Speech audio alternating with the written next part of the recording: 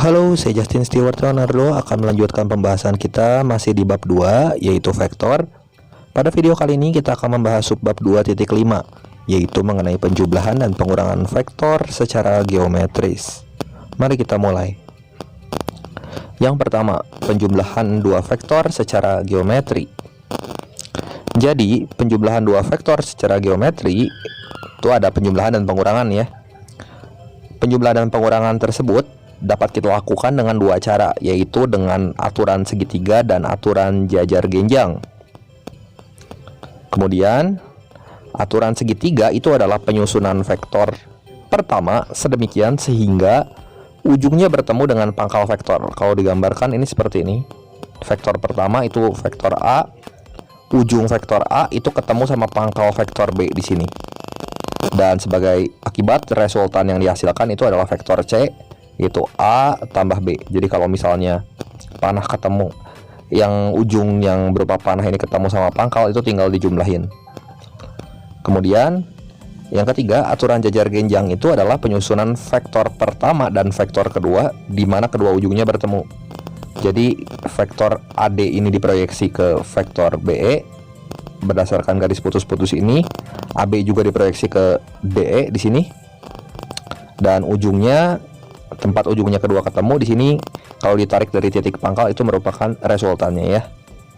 Nah, catat bahwa untuk memudahkan dalam menentukan hasil penjumlahan vektor secara geometri, maka pada intinya berangkat dari titik pangkal dan mengikuti arah vektor lain, sehingga dia akan bertemu di titik ujung yang kita cari. Kemudian selanjutnya mengenai pengurangan dua vektor secara geometri.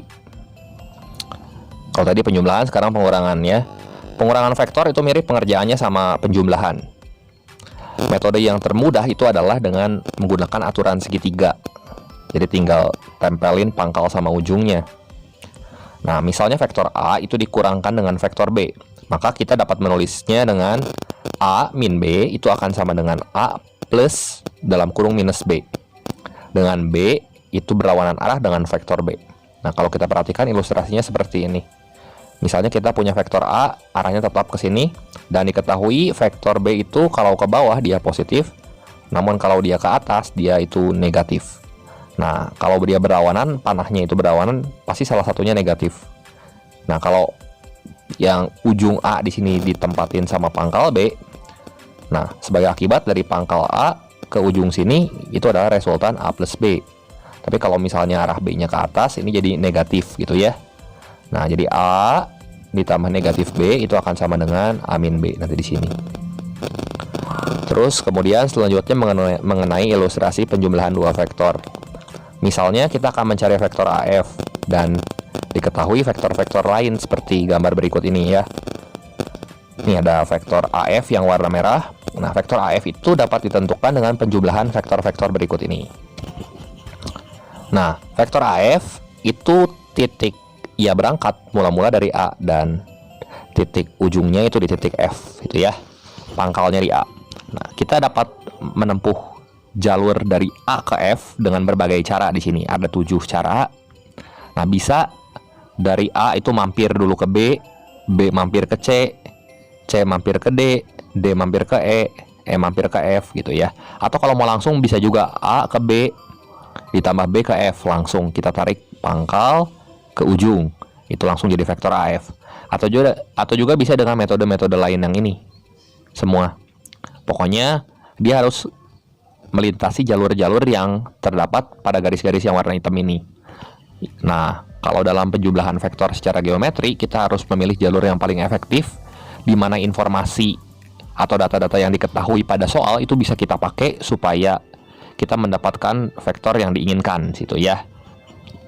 Nah, sebagai contoh, sekarang kita perhatikan kasus berikut ini ya. Contoh soalnya kita disuruh gambar sekarang. Nah, ada vektor A arahnya ke bawah, vektor B itu arahnya ke atas, dan vektor C arahnya ke bawah. Nah, gambarkan vektor-vektor berikut ini. Untuk menggambarnya, kita pakai aturan segitiga di sini, karena aturan segitiga itu adalah metode yang termudah tadi kan, udah kita bahas. Nah, setelah menggunakan aturan segitiga, kita perhatikan gambar A, B, sama C. Kalau normal kayak gini. Tapi kalau arahnya berlawanan, ini jadi negatif tandanya, gitu ya. tandanya jadi negatif. Seperti itu. Nah, kalau kita mau cari vektor A plus B, B plus A, B plus C, A plus C dari poin A sampai poin D ini, yang A, B, C, sama D, kita tinggal ikutin aja garis-garis vektor yang pada kotak merah ini. Terus kita tempelin ujung sama pangkal, dan pangkal mula-mula dia berangkat, dan ujungnya di mana kita tarik garis yang warna merah ini, semua itu adalah resultannya, seperti itu ya. Nah, untuk mencari vektor A min B, B min A, dan B min C yang poin E, F, dan G di sini. Nah, kalau kita perhatikan A-nya normal aja karena tandanya nggak negatif. Untuk yang poin E dulu ya di sini. Nah, karena dia negatif B, berarti arahnya dia akan ke bawah. Berarti ini A, panahnya ke sini, B, panahnya ke sini, kita tarik garis dari pangkal ke ujung. Demikian pula untuk yang F, yang G.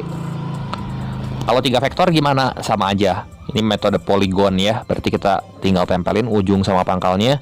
Dan perhatikan baik-baik, kalau ada negatif maka kita pakai kotak yang hijau. Kalau misalnya positif kita pakai kotak yang warna merah di sini. Nah, kemudian untuk contoh soal yang kedua di sini, langsung aja. Tentukan hasil penjumlahan vektor-vektor B plus D. Nah, ini kita lihat, ini vektor B, ini vektor D. Nah, B sama D pangkalnya di sini, ujungnya di sini. Maka untuk penyelesaiannya dengan memanfaatkan prinsip bahwa hasil penjumlahan dan pengurangan vektor itu caranya sama, yaitu dari titik awal berangkat sampai titik akhir berhenti.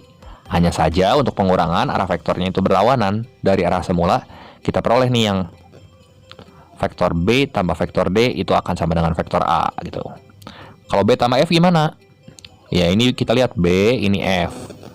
Awal dia berangkat di sini, akhir dia berangkat di sini. Berarti yang menghubungkannya itu yang C.